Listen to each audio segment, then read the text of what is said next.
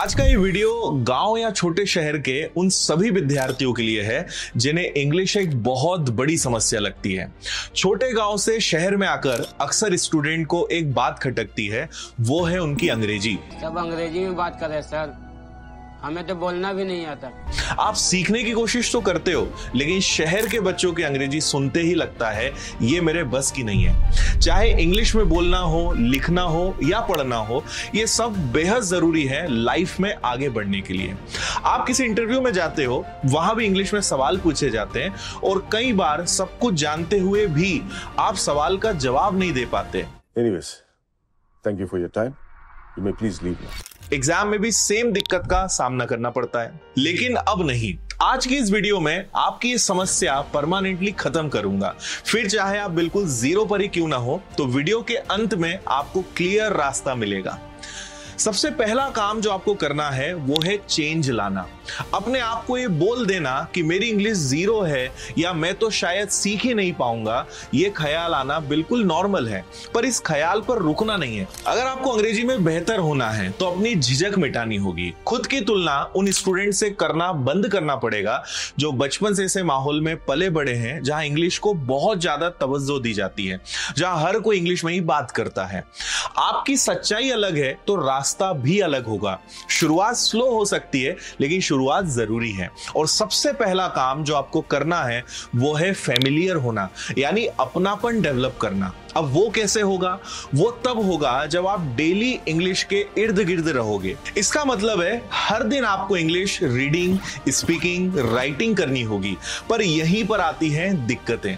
आप में से ज्यादातर रीडिंग और स्पीकिंग में प्रोनाउंसिएशन गलत कर देते हैं, राइटिंग में सेंटेंसेस गलत कर देते हैं।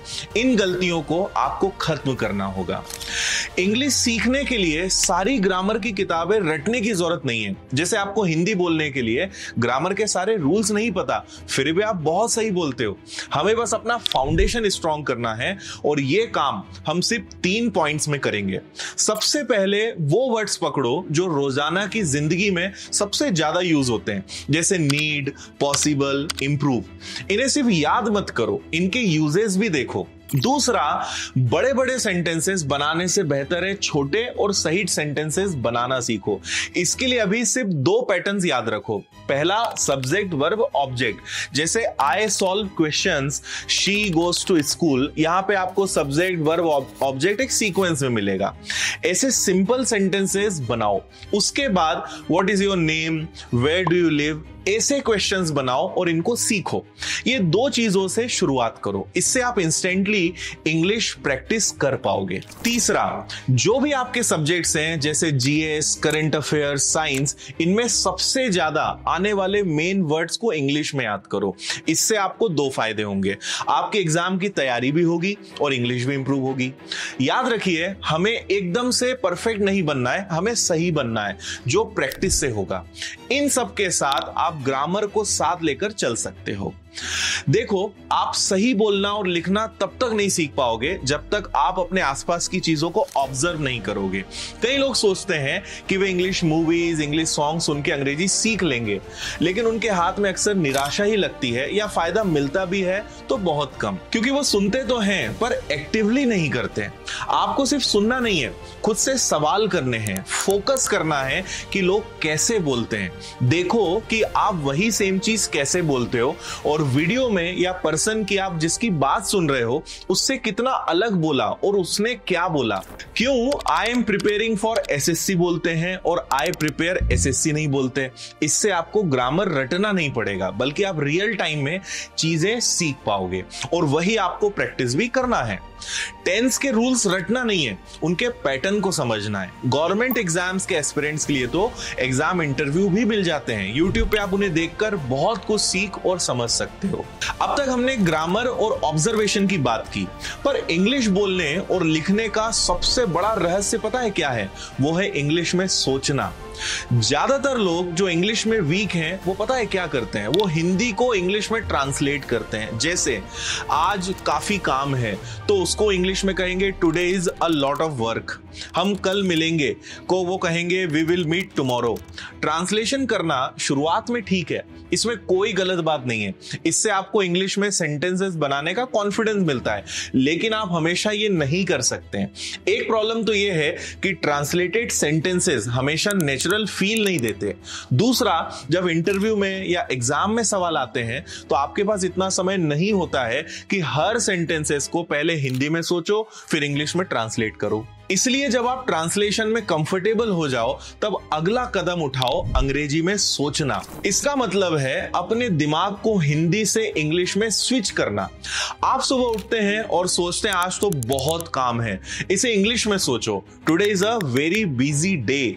ऐसे छोटे छोटे सेंटेंसेस से शुरुआत करो। ये एक छोटी सी आदत आपके दिमाग को वर्ड्स को सेंटेंसेस इंग्लिश में सजाना सिखाएगी। जब आप ऐसा रोज करेंगे तो जब असल में बोलना होगा तो सेंटेंसेस खुद ब खुद बनेंगे और आपका दिमाग जवाब जल्दी देगा, जो इंटरव्यू में भी बहुत काम आएगा।